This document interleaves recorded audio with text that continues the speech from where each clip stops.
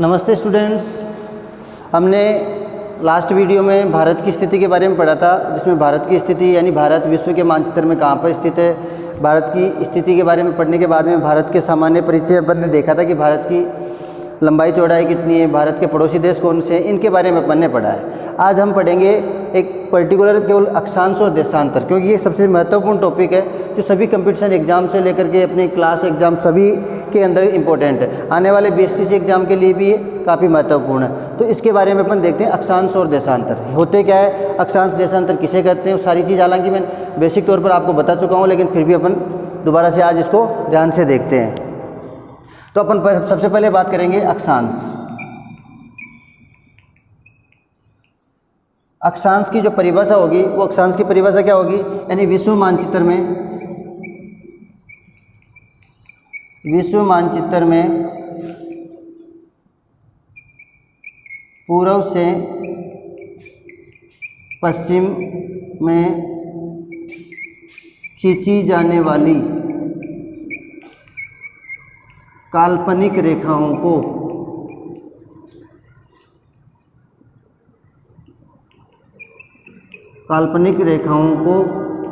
अक्षांश कहते हैं। अब इसमें काल्पनिक इसलिए कहा जाता है इसको कि काल्पनिक यानी ग्राउंड में कहीं नज़र नहीं आती है, केवल अपन मानचित्र के अध्ययन के लिए इनका प्रयोग करते हैं। तो विश्व मानचित्र में पूर्व से पश्चिम में खींची जाने वाली काल्पनिक रेखाओं को क्या कहते हैं, अक्षांश कहते हैं। अक्षांश। बात करें देशांतर की, तो देशांतर भी वही चीज़ है कि इसमें विश्व मानचित्र पर अब इसमें पूर्व से पश्चिम की जगह उत्तर से दक्षिण की ओर खींची जाने वाली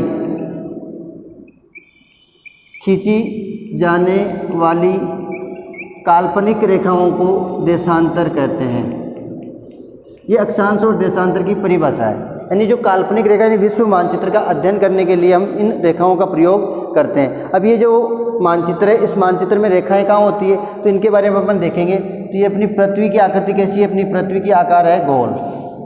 अब अपनी पृथ्वी का आकार गोल है, लेकिन अपन कई बार देखते हैं कि मानचित्र अपने को सामने जब मानचित्र लेके आते हैं तो वो सीधा मिलता है, बिल्कुल इस प्रकार से अपने को मानचित्र मिलता है। तो अपन ये कहते हैं कि मानचित्र जो है उसका अध्ययन करने के लिए हम क्या करते हैं, इसको फ्लैट रूप में मानचित्र के रूप में, तो इसी को हमने क्या किया, फ्लैट रूप में अध्ययन की दृष्टि से, ताकि हमारे जल्दी से समझ में आ सके, इसके लिए अपने इस मानचित्र को यानी पृथ्वी को इसके ऊपर अपन ने क्या कर दिया, व्यवस्थित रूप से अध्ययन की दृष्टि से उतार दिया। अब अपन बात करते हैं कि ये पृथ्वी है, इस पृथ्वी पर ये बीचों बीच में एक 0 डिग्री रेखा है जिसका नाम है भूमध्य रेखा, 0 डिग्री। अब इस 0 डिग्री से ऊपर चलते हैं तो अपन बात कर चुके थे कि हमारे कुल अक्षांश कितने 181। टोटल अक्षांशों की अक्षांश रेखाएं कितनी है, 181। और कुल देशांतर कितने हैं, वो 360। अभी अपन बात करेंगे, मैं बता चुका हूँ 360 और 181 कैसे होते हैं, लेकिन फिर भी दोबारा देखते हैं। तो ये अपनी 0 डिग्री भूमध्य रेखा, भूमि के मध्य से निकलने वाली रेखा को अपन भूमध्य रेखा कहते हैं। इससे जब 23 डिग्री यानी यहाँ से स्टार्ट करते हैं तो इस प्रकार से 10, 20, 30, 40, 50, 60, 70, 80 और ये लास्ट में जो ऊपर वाला जो पॉइंट है ये 90 का होता है। उसी प्रकार यहाँ पर भी 10, 20, 30, 40, 50, 60, 70, 80 और यहाँ पे नीचे दूरी कम हो गई, इसके जस्ट नीचे ये इस पॉइंट से इस पॉइंट को जब मिलाते हैं तो ये 90 डिग्री का पॉइंट है। और यहाँ पर भी इसको अपन देखते हैं तो ये 1, 10, 20, 30, 40, 50, 60, 70, 80 और ये 90। उसी प्रकार 10, 20, 30, 40, 50, 60, 70, 80 और ये 90। ये इस प्रकार से अपने अक्षांश है। अब ये इस लाइन से ऊपर चलते हैं तो कितने अक्षांश है, 90। इससे नीचे कितने हैं, 90। तो 90 और 90 कितने होते हैं, 180। और एक 0 डिग्री को जोड़ते हैं तो कितने हो जाते हैं, 181। तो ये हमारी अक्षांश रेखाएं कितनी है, कुल 181। अब अपन बात करें देशांतर पर, ये 0 डिग्री है। इस 0 डिग्री को एक नाम दिया हुआ है ग्रीनविच रेखा।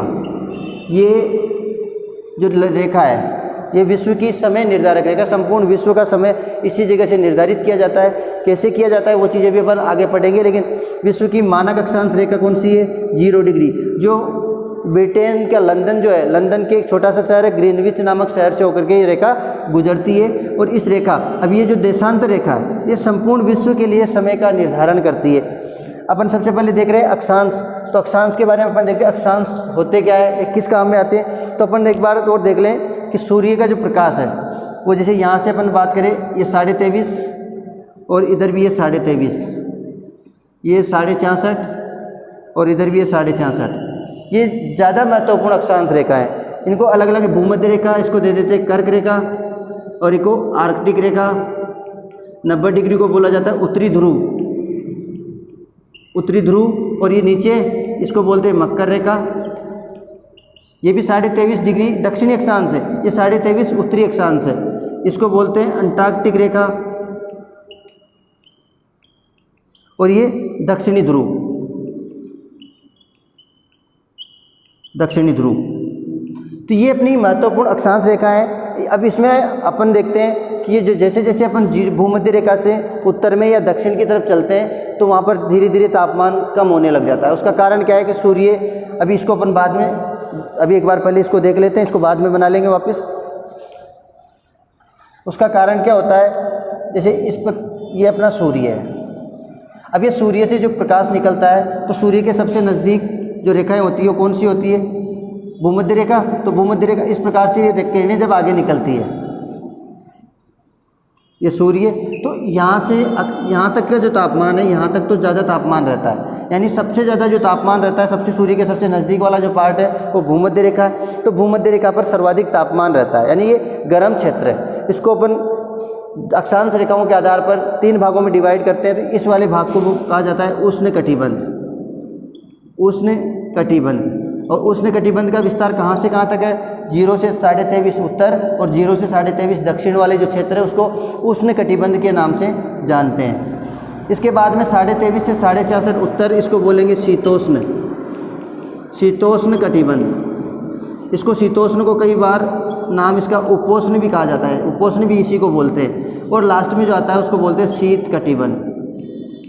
नाम से पता चल रहा है अपने को, ये आ गया वही वापस शीतोष्ण या उपोष्ण भी बोलते हैं, और ये शीत कटिबंध। यानी जैसे जैसे उष्ण यानी गर्म, ये वाला जो क्षेत्र है यहाँ पर गर्मी ज़्यादा रहती है। अभी कर्क रेखा अपने भारत में के बीचों बीच से गुजरती है, तो अपन अंदाज़ा लगा सकते हैं कि कर्क रेखा भारत के जब बीचों बीच से गुजरती है इस प्रकार से ये नीचे, तो ये दक्षिणी भारत और उत्तर भारत के अंदर, ये तो दक्षिणी भारत में गर्मी ज़्यादा होगी और उत्तर भारत में गर्मी कम होगी। उसका कारण कि दक्षिणी भारत जो है भूमध्य रेखा के नज़दीक आ जाता है और कर्क रेखा बीचों बीच। तो कर्क रेखा के ऊपर वाला जो पार्ट है वो किस में आ जाता है, शीतोष्ण कटिबंध के अंतर्गत, यानी शीत और उष्ण, जहाँ पर न ज़्यादा गर्मी और न ज़्यादा सर्दी।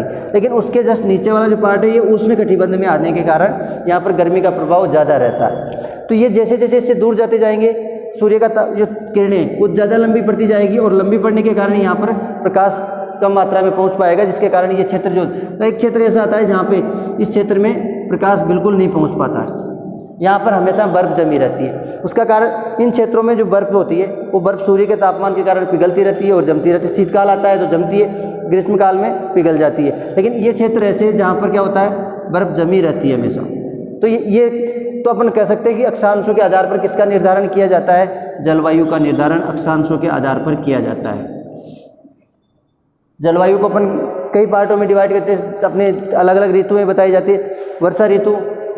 वर्षा ऋतु अभी समाप्त हुई, तो अब अभी स्टार्ट हुई है। इससे पहले कौन सी ऋतु, ग्रीष्म ऋतु के बाद में वर्षा ऋतु, और वर्षा ऋतु जैसे समाप्त होगी तो कौन सी प्रारंभ हो जाएगी, शीत ऋतु। तो ये ऋतुओं का जो परिवर्तन है वो किसके कारण होता है, अब उसका कारण है कि अपने सूर्य जो होता है, ये सूर्य इधर 21 जून को कहाँ होता है, कर्क रेखा पर, और 22 दिसंबर को कहाँ होता है, मकर रेखा पर। अपने भारत की स्थिति ये है। इस भारत की स्थिति की बात करें तो जब 21 जून को सूर्य कर्क रेखा पर सीधा चमकता है तो सबसे ज़्यादा गर्मी होती है, और यही सूर्य जब इसके विपरीत अपने भारत से सबसे ज़्यादा दूरी पर पहुंच जाता है, मकर रेखा पर पहुंच जाता है, तो उस दौरान दिसंबर में हमारे क्या होता है, यहाँ 22 दिसंबर को ये पहुँचता है, तो 22 दिसंबर में अपने क्या होता है, सर्दी आ जाती है। क्यों? क्योंकि सूर्य हमारे से काफ़ी दूर चला गया है। लेकिन जैसे जैसे 22 दिसंबर के बाद में ये उत्तरायण होता है, इसको उत्तरायण बोलते हैं ना, उत्तर की ओर इसने टर्न ले लिया, उत्तरायण होता है, तो धीरे धीरे क्या होता है, दिसंबर से जनवरी आएगी, फिर कम सर्दी होते होते फिर वापस कौन सी स्टार्ट हो जाएगी, गर्मी का समय स्टार्ट हो जाता है। ये यहाँ से वापस यहाँ 21 जून को सबसे ज़्यादा गर्मी, फिर यहाँ से इधर चलता है। तो अब ये भी अपन मानते हैं कि जहाँ पर सब तापमान ज़्यादा होता है वहाँ पर वायुदाब क्या होता है, कम होता है। तापमान की अधिकता होने पर वायुदाब कम होता है, तापमान प्लस तो वायुदाब माइनस। अब ये सबसे बड़ा क्या होता है, वर्षा कराने में सहायक होता है। इस क्षेत्र में कर्क रेखा पर सूर्य 21 जून को सब सीधा चमकता है, तो इस दौरान इस क्षेत्र में क्या होता है, तापमान अधिक होने के कारण यहाँ की जो वायु होती है, धरातलीय वायु, वो गर्म होकर ऊपर उठ जाती है, और ऊपर उठती है तो नीचे वाला जो पार्ट होता है वो खाली हो जाता है। जबकि इस क्षेत्रों में क्या होता है, जैसे अपन बात करें भारत के नीचे वाले क्षेत्रों में हिंद महासागर आ गया, तो इन क्षेत्रों में क्या होता है, सूर्य इधर होता है तो इधर ठंडी हवाएं, जल होता है। अब यहाँ से हवाएं क्या होगी, निम्न वायुदाब की स्थिति यहाँ है, इधर बन गया उच्च वायुदाब। तो उच्च वायुदाब से निम्न वायुदाब की ओर जब हवाएं चलती है तो ये समुद्रों से गुजरने के कारण यहाँ से जल से अपने समुद्रों से नमी धारण कर लेती है, और नमी धारण करती है। और जैसे ही भारत के पश्चिमी घाट जो है, इधर नीचे वाला जो पार्ट है उसमें पश्चिमी घाट और पूर्वी घाट है, तो पश्चिमी घाट एक पर्वत श्रृंखला है, इस पर्वत श्रृंखला से टकराती है, और केरल वाला जो क्षेत्र है उस क्षेत्र में सबसे पहले वर्षा कराने में सहायक होती है। तो ये सारी चीज़ें जो है किसके आधार पर निर्धारित होती है, अक्षांशों के आधार पर। तो ये तो अपने अक्षांश है। तो अक्षांशों से हम किसका निर्धारण करते हैं, जलवायु का, यानी उष्ण कटिबंध, शीतोष्ण और शीत कटिबंध में ऊपर वाला और नीचे वाला सेम ही चीज़ है। यानी उधर 23.5 से 66.5 उत्तर में शीतोष्ण, 66.5 से 90 शीत, और इधर भी 23.5 से 66.5 शीतोष्ण, और इधर शीत। शीत का मतलब बिल्कुल ठंडे प्रदेश, यहाँ पर न गर्म और न ज़्यादा ठंडे। ये वाला शीत, ये शीतोष्ण, ये उष्ण कटिबंध है, यहाँ पर सबसे ज़्यादा गर्मी इस क्षेत्र में पाई जाती है। तो अक्षांशों से हम अधिकतर देखते हैं किसका निर्धारण होता है, अक्षांशों से जलवायु का निर्धारण होता है। उसी के साथ साथ अपन बात करते हैं देशांतरों की। अभी अपन देशांतर को देखेंगे, तो देशांतर से किसका निर्धारण होता है, समय का। अब समय का निर्धारण देशांतरों से कैसे होता है, क्योंकि हम पहले ही बता चुके हैं कि अपने विश्व की समय निर्धारक रेखा 0 डिग्री जो है, उस 0 डिग्री को समय निर्धारक रेखा माना गया है। ये अपना विश्व का मानचित्र वही सेम वैसे के वैसे अपन देखते हैं दोबारा, और ये अपनी 0 डिग्री, इसको क्या नाम दिया हुआ है, ग्रीनविच रेखा। ग्रीनविच रेखा, यहाँ से संपूर्ण विश्व का समय निर्धारित होता है। अब इसके अंतर्गत ये होती है कि ये उत्तर से दक्षिण में खींचे जाने वाली जो काल्पनिक रेखाएं होती हैं उनको देशांतर के नाम से जानते हैं। अब एक देशांतर से दूसरे देशांतर, हमारे पास कुल देशांतर कितने, 360।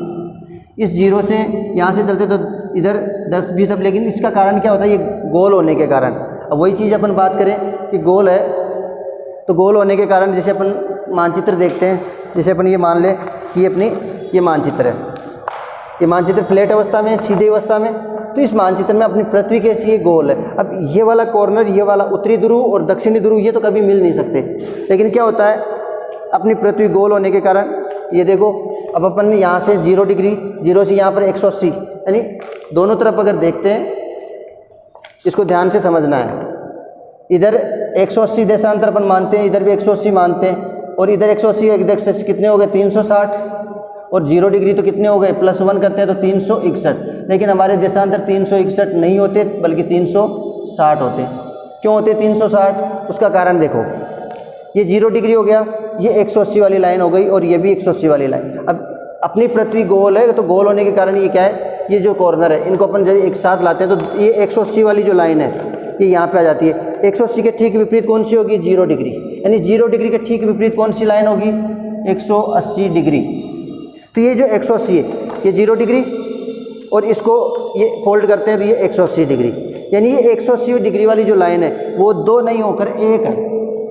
0 डिग्री के ठीक विपरीत 180 डिग्री की जो लाइन है वो एक लाइन होने के कारण यहाँ पे क्या होता है, अब अपन यहाँ से चलना स्टार्ट करते हैं, तो इधर चलेंगे तो 180 पे अपने को जाना है, तो अपन 179 गए, और इधर से चलना है तो 180 पे पहुँच गए। अब इधर से जाएंगे तभी इसी 180 पे पहुँचेंगे, और इधर से जाएंगे तभी उसी जगह पहुँचेंगे। तो फोल्ड हो, तो ये 179 एक तरफ, 180 एक तरफ, 359, और 0 डिग्री को काउंट करते हैं तो कितनी हो गई, 360। तो ये अपने देशांतरों की संख्या है, कुल देशांतरों की संख्या, ये हमारे देशांतर है। नेक्स्ट अपन देखते हैं, हमारे देशांतर तो हो गए भी, चलो 360 कैसे होते हैं, तो 360 देशांतरों के। अब देशांतरों से किसका निर्धारण होता है, ये जो है विश्व मानक अक्षांश रेखा, मानक समय रेखा, इस 0 डिग्री से +12 घंटे और -12 घंटे, ये 2 डिसीजन अंतर्राष्ट्रीय संस्थाओं द्वारा ये कि इसको संपूर्ण पृथ्वी यानी देशांतरों को 24 घंटों में डिवाइड, क्यों 24 घंटों में? क्योंकि हमारी पृथ्वी अपने स्थान पर एक घूर्णन कितने समय में पूरा करती है? 24 घंटों में। सूर्य की परिक्रमा तो पूरे साल भर में करती है, 365 से 1/4 दिन में, लेकिन अपने स्थान पर वो घूर्णन जब करती है तो घूर्णन कितने घंटों में पूरा कर लेती है? 24 घंटों में। तो इस 24 घंटों में उन्होंने क्या किया, अब घूमती ऐसे तो घूमेगी नहीं, घूमती कैसे? ऐसे ही घूमती है। तो ऐसे घूमती है तो इस घूर्णन को अपन 24 घंटों में डिवाइड करते हैं तो कुल देशांतर कितने हैं? 360। और कितने घंटों में घूम जाती है? 24 घंटों में। अब इसको इससे क्रॉस करते हैं तो कितना आता है? जब अपन इसको इससे काटेंगे तो कितना आएगा? 360 में 24 का भाग देंगे तो इसको सीधा सीधा देख लो, 2 से 12 बार, 2 से 18 180, 2 से 6, 2 से 90 और 6 का इसमें देंगे तो 15। अब 15 डिग्री देशांतर 24 घंटे का मतलब 1 घंटे का जो समय होगा, अपन ने क्या निकाला 24 घंटे, तो 1 घंटे में कितने देशांतर होते हैं? 1 डिग्री या 1 देशांतर बराबर 1 घंटा बराबर 1 घंटा बराबर 15 डिग्री 15 देशांतर, यानी 15 देशांतरों से 1 घंटा होता है। अब अपने को इससे आगे और निकालना हो कि 1 घंटे में कितने मिनट होते हैं? 60। तो 60 मिनट है तो एक देशांतर से दूसरे देशांतर पर पहुंचने के लिए कितना समय लगेगा?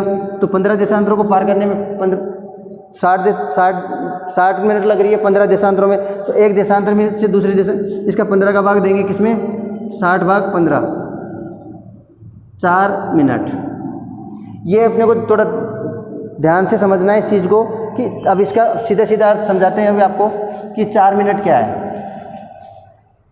पृथ्वी को जब पृथ्वी घूर्णन करती है तो पृथ्वी को एक देशांतर से दूसरे देशांतर पर पहुंचने में कितने मिनट का समय लगता है? 4 मिनट का समय लगता है। कुल देशांतर कितने हैं? यानी एक देशांतर से दूसरे देशांतर पर घूमने में 4 मिनट। तो देशांतर हमारे पास कितने हैं? 360। अब 360, अब दोनों तरफ से बता रहा हूँ मैं आपको, पहले उसने डिवाइड करके बताया 24 घंटों में, लेकिन उसको भूल जाना थोड़ी देर के लिए। और आपको इधर ध्यान रखना कि एक देशांतर को से दूसरे देशांतर पर पृथ्वी को घूर्णन करने में 4 मिनट का समय लगता है। तो 360 देशांतरों को पूरा कंप्लीट घूमने में कितना समय लगेगा? तो 4 से इसको मल्टीप्लाई करें तो 6 चौका 24 का 4, 4 3 12 और 2 14। अब इसको 1440 के आ गई है मिनट। इस मिनट को अपन हावर्स में कन्वर्ट करते हैं, घंटों में कन्वर्ट करते हैं, तो कितने का भाग देंगे? 60 का। 0 से 0 काटते हैं तो 6 आएंगे हम, 6 दूनी 12। यहाँ पे कितने बच गए? 2, तो कितने हो गए? 24। 24 से 6 का भाग देंगे 24 में तो कितना है? 6 चौका 24। तो घंटे कितने हो गए? वही 24 घंटे। यानी पूरे देशांतरों को घूमने में कितना समय लगेगा? 24 घंटे। एक देशांतर को दूसरे देशांतर पर जाने में कितना समय लगेगा? 4 मिनट। 4 मिनट का समय लगेगा और दूसरे देशांतर पर पहुंचने में। तो टोटल संपूर्ण जो देशांतर है उन देशांतरों को पूरे घूमने के लिए उनको कितने घंटे चाहिए? 24 घंटे। तो एक जो राउंड होता है पृथ्वी का अपने स्थान पर, वो कितने घंटे में पूरा होता है? 24 घंटे में पूरा होता है। अब नेक्स्ट देखते हैं। अब इसमें क्या है, अंतर्राष्ट्रीय जो अपने कानून होते हैं उन अंतर्राष्ट्रीय कानून के अनुसार व्यक्ति, अब इसमें कोई भी देश, जैसे यहाँ पर अपने ये 0 से चलते हैं, 82.5 वाली लाइन आ गई, इसको अपन बोलते हैं 82.5 डिग्री देशांतर। अभी 82.5 जो है इस यहाँ पर भारत स्थित है। अब भारत ने क्या किया है, 82.5 को अपनी मानक अक्षांश रेखा समय निर्धारक रेखा मान लिया। तो इस प्रकार से तो कोई भी देश किसी भी रेखा को अपनी समय निर्धारक रेखा मान सकता है, लेकिन इसके लिए अंतर्राष्ट्रीय कानून बना दिया गया और उस कानून में बताया गया कि 0 डिग्री से जब अपन नेक्स्ट आगे बढ़ेंगे तो मिनिमम 15 डिग्री जो देशांतर है, 15 डिग्री देशांत कोशिश करनी है पहले तो कि 15 डिग्री देशांत एक देश ने अपने से पीछे वाले अक्षांश में जो देश है उसने यदि अपन बात करें 82.5 से पहले अपन बात करें 75। अब 75 डिग्री जो है वो भारत के अंदर ही आता है, तो भारत में आता है तो भारत 82.5 को भी अपना समय बना सकता है और 75 को, यानी इन दोनों के बीच में अंतराल कितना होना चाहिए? 15 डिग्री देशांतरों का 15 देशांतरों का अंतराल कंपलसरी है। और 15 देशांतरों का मतलब होता है 60 मिनट, यानी एक देश से दूसरे देश के समय में वो जो देश है, अब अपन बात करें एक ही देशांतर के ऊपर, यहाँ पर जो देश है नीचे दूसरा देश भी इसी देशांतर, तो वो दोनों ही एक ही देशांतर से उनका समय निर्धारित किया जा सकता है, इसके लिए कोई बाध्यता नहीं है। लेकिन एक देश यहाँ पर स्थित है और एक यहाँ पे, ये 82.5 पर स्थित है और ये 40 पर स्थित है। क्या 40 को वो अपना मानक अक्षांश मान सकता है? तो उसके लिए अपने को पहले क्या करना पड़ेगा, ये अंतराल निकालना पड़ेगा कि यहाँ से पीछे आए तो 75 को मान सकते हैं, 75 से पीछे आए तो 60 को मान सकते हैं, 60 से पीछे आए तो 45 को मान सकते हैं, और 45 से पीछे आए तो 30 को मान सकते हैं, 30 से पीछे आए तो 15 को मान सकते हैं। यानी 40 को अपन मानक अक्षांश नहीं मान सकते, इसको क्या करना पड़ेगा, 45 डिग्री अक्षांश को ही अपना मानक समय बनाना पड़ेगा। तो ये अंतराल होना ज़रूरी है समय के अंदर। अपने भारत के जो देशांतर है उन देशांतरों की अगर बात करें तो भारत के समय में भारत में अरुणाचल प्रदेश पूर्वी भाग में स्थित है और गुजरात पश्चिमी भाग में स्थित है। तो अरुणाचल से लेकर गुजरात के मध्य 2 घंटे का अंतराल पाया जाता है। अरुणाचल से लेकर गुजरात के मध्य 2 घंटे का अंतराल पाया जाता है। अभी 2 घंटे का अंतराल जो है वो किस प्रकार से देखना है ध्यान से। ये अपना अभी समझने के लिए देख लो, ये वाला पार्ट कौन सा है, अरुणाचल। ये वाला पार्ट कौन सा है, गुजरात। अब सूर्य में सूर्य कहाँ उदय होता है, पूर्व में, और अस्त कहाँ होता है, पश्चिम में। अब सूर्य इस अरुणाचल यहाँ से लेकर यहाँ तक कितने अक्षांशों का अंतर, हमारा जो अक्षांशीय विस्तार आपको कल बताया था 68 डिग्री 7 से प्रारंभ होता है और 97 डिग्री 25, ये हमारा देशांतरीय विस्तार है, सॉरी अक्षांश नहीं, देशांतरीय विस्तार है। इन देशांतरों के मध्य अगर डिफरेंट निकाला जाए तो लगभग 68.7 से 97.25 निकालते हैं तो लगभग 30 डिग्री का अंतराल इनके अंदर, लगभग में 30 डिग्री का अंतराल इनके मध्य देखने को मिलता है। जब 30 डिग्री का अंतराल है तो इसका मतलब हम पहले बात कर चुके हैं कि एक देशांतर से दूसरे देशांतर के बीच में कितना अंतराल होता है, 4 मिनट का। तो 30 देशांतर जो है उस 30 देशांतरों में कितना अंतर हो गया, 30 × 4 120 मिनट, और 120 मिनट को अगर घंटे में कन्वर्ट करते हैं तो कितने हो गए, 60 का भाग देंगे तो 2 घंटे। तो यानी अपन बोल सकते हैं कि हमारे देश के राज्य अरुणाचल और हमारे देश के राज्य गुजरात, पूर्व में अरुणाचल पश्चिम में गुजरात, तो गुजरात और अरुणाचल के समय में 2 घंटे का अंतराल पाया जाता है। अगर सूर्योदय की बात करें तो यहाँ पर सूर्योदय होता है, उसके ठीक 2 घंटे बाद गुजरात में सूर्योदय होता है। वहाँ पर जब सूर्योदय होता है उसके ठीक 2 घंटे बाद, क्योंकि ये वाला जो पार्ट है, हालांकि सूर्य स्थिर है, ये पृथ्वी घूर्णन करती है, तो घूर्णन करते हुए ये जो पार्ट है ये सूर्य के सामने 2 घंटे पहले पहुँच जाता है। और जब आगे बढ़ते क्या होता है, जब ये पार्ट जाता है तो वहाँ से यहाँ तक पहुँचने में पृथ्वी जो घूर्णन करती है उस घूर्णन में 2 घंटे का समय का अंतराल देखने को मिलता है। तो यहाँ सूर्योदय 2 घंटे पहले होता है, यहाँ पर सूर्योदय 2 घंटे बाद होता है। तो ये अंतराल पूर्व वाला जो भाग है वो सूर्य के सामने, जैसे अपन बात करें ये सूर्य और ये पृथ्वी। अब ये जब घूर्णन करती है तो घूर्णन करते हुए ये वाला जो हिस्सा है ये इधर गया, और यहाँ पर जो हिस्सा है वो तो सूर्य के साथ, ये सूर्य के सामने ये वाला हिस्सा पहले पहुँचेगा और ये वाला हिस्सा बाद में पहुँचेगा। तो यहाँ पर सूर्योदय पहले होगा, यहाँ पर सूर्योदय बाद में होगा। तो देशांतरों जो होते हैं उनसे क्या होता है, एक तो सबसे पहली बात तो प्रत्येक देश अपना समय का निर्धारण किसके आधार पर करता है, देशांतरों के आधार पर। भारत ने अपने समय का निर्धारण इस 82.5 से कर रखा है। ये 82.5 वाली जो रेखा है 82.5 डिग्री देशांतर, जबकि अपना स्टार्ट कहाँ से हो रहा है, 68.7 से। तो इसका मतलब ये 82.5 से पहले अपन 75 को भी मान सकते हैं, 75 को भी अपना समय निर्धारक समय देशांतर मान सकते हैं। अब 75 से पीछे चलते हैं तो कितना आता है, 60, जबकि अपना देशांतर कितने से स्टार्ट है, 68.7 से। तो 60 को अपन नहीं मान सकते। हमारे हिस्से में कौन सा आता है, 75 आता है, 82.5 आता है, और 82.5 के बाद में आगे बात करें तो 90 देशांतर भी हमारे यहाँ अंदर आता है। और 90 से आगे बढ़ते हैं तो 15 तो ज़्यादा हो गया। हालांकि देश ने कुछ संशोधन करके इसमें 7.5 का अंतराल कर दिया है।